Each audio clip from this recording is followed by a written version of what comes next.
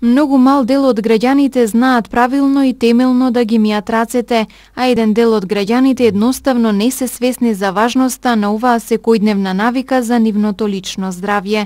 Во пресрет на летниот период, лекарите советуваат подигање на нивото на хигиена на рацете и хигиена на околината на максимално ниво.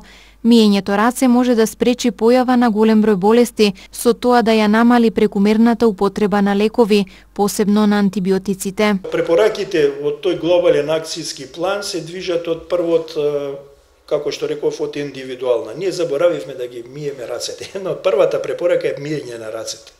Значи, високо ниво на лична хигиена, превенирање, високо ниво на лична хигиена, високо ниво на општа хигиена.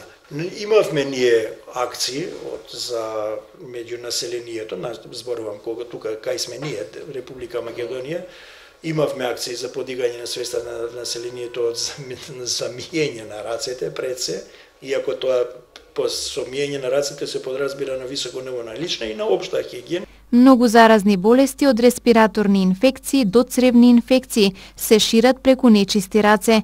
Честите инфекции со себе носат и честа употреба, но и неадекватна употреба на лекови, особено на антибиотици. Појавата на антимикробна резистенција е природен феномен, но злоупотребата на антибиотиците го забрзува процесот. Ако погледнеме резистенцијата, отпорноста на овие микроби со количината на употребени средства против нив, ќе видиме дека постои корелација. Значи, таму кај што највеќе се употребува, таму се јавува и многу брзо и отпорност према одредени лекови. На второ место е едукацијата на населението, да ја свати сериозноста. Често се случуваме со наши пријатели, тука не ми е добро, имав дома таблета, имав капсула, ја земав. Не, строго од индицирано препишување, после лабораторија, клиничка слика, па тек дури тогаш препишување од страна на лекарот. Кај граѓаните постои уверување дека за да помине болеста мора да се напијат таблета.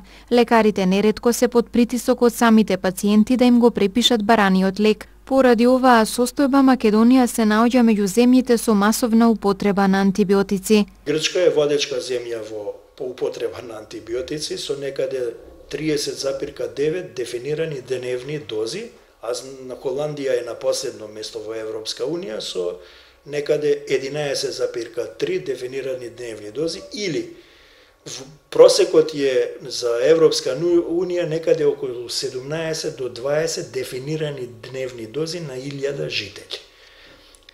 Каде сме ние, како и за други работи, оскудни сме со податоци, меѓутоа податоците на препишани, издадени и купени лекови се движиме некаде меѓу 25 и 27, ако се додаде тука и во болниците, се некаде доаѓаме некаде околу 27 до 30 дефинирани дневни дози, значи према максимумот, близко до Грчка.